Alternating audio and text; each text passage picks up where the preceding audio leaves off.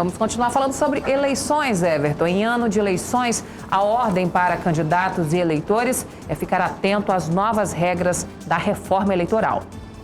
No dia 4 de outubro, municípios de todo o Brasil escolherão representantes do Legislativo e Executivo em uma eleição marcada por algumas mudanças nas regras, como o fim das coligações partidárias para vereador. No sistema proporcional, então, o legislador constituinte entendeu, a partir da emenda constitucional 97 de 2017, que as eleições deste ano de 2020 não teriam mais a figura da coligação proporcional.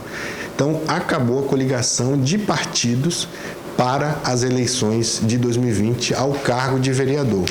Então, todas as 5.600 e poucas cidades brasileiras não terão mais, nessas eleições, a coligação para o cargo de vereador. E para prefeito, continua? Continua. Esse fim da coligação, que é a união dos partidos para alcançar objetivos eleitorais em comum, impactará no número de candidatos a vereadores. Porque a coligação, outrora, que se podia fazer, ela aumentava naqueles municípios que tinham até 100 mil eleitores, a possibilidade de colocar 200% das vagas em disputa quando havia coligação.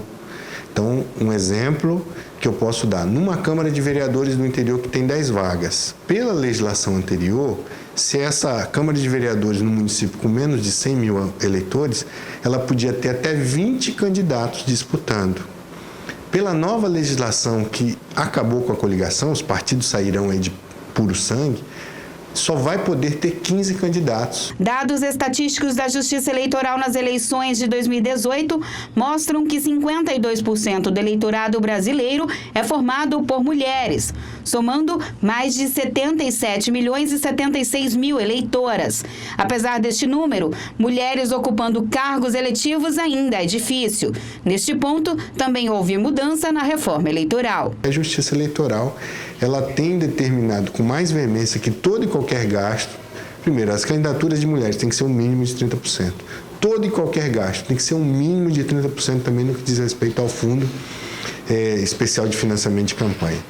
Nessa perspectiva, eu não tenho dúvida nenhuma em dizer que as eleições de 2020, a mulher terá um papel muito mais primordial da forma, do jeito e da necessidade que ela tem que ser encarada. Ou seja, a mulher é sim um ator principal para a política. Além da obrigatoriedade dessa porcentagem de mulheres candidatas, há também projeto tramitando no Congresso que obriga de 10% a 30% de mulheres mais votadas a assumirem os parlamentos brasileiros. Dessa forma, equilibrar a subrepresentatividade feminina. Um dos projetos que tramita na Câmara é que esses 30% seja para que mulheres ocupem a vaga. As melhores votadas seriam, mesmo que elas não conseguissem, vamos dizer, o número de votos, mas o partido delas conseguiu, elas seriam as melhores votadas, elas estariam dentro desse número de 30%. Seria uma forma do legislador, isso se discute muito provavelmente com uma próxima reforma eleitoral para 2022, que essa participação da mulher não seja só para ser candidata, mas sim para o exercício efetivo da cadeira de parlamentar.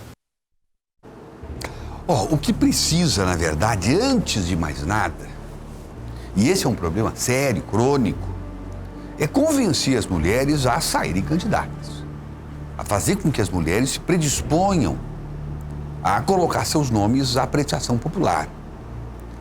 Porque essa história que a gente vê aí dos laranjas, e que está todo mundo aí rodando por causa disso, isso não é outra razão porque não se conseguia o número de mulheres suficientes para efetivamente saírem candidatas, então botavam laranjas para completar a lista. Como eram laranjas, pegava o dinheiro delas e dava para os homens.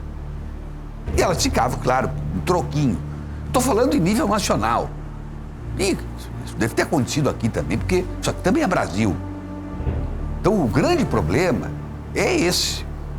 É que se está colocando 30%, e não é para as mulheres, é 30% de um dos sexos. Porque se nós tivermos 70% de mulheres candidatas, obrigatoriamente 30% terão que ser de homens. Deu para entender? A lei não fala mulheres. É que o Dr. Joacir Loura Júnior está falando do como as coisas acontecem. Porque jamais vamos ter um partido disputando uma eleição com 70% de mulheres, quando inclusive nem se consegue 30%. E aí os caras vão botando as laranjas que não fazem campanha, só tá o nome delas lá para cumprir a legislação. E como elas não fazem campanha, o que fazem os partidos? Repito, pegavam o dinheiro das mulheres e davam para os homens e elas ficavam uma beirinha lá para o chamado cala-boca. Então é isso que nós precisamos, na verdade, é uma ampla campanha nesse país de motivação às mulheres decidirem sair para fazer campanha e se elegerem. Isso é o importante, né? Fundamental isso.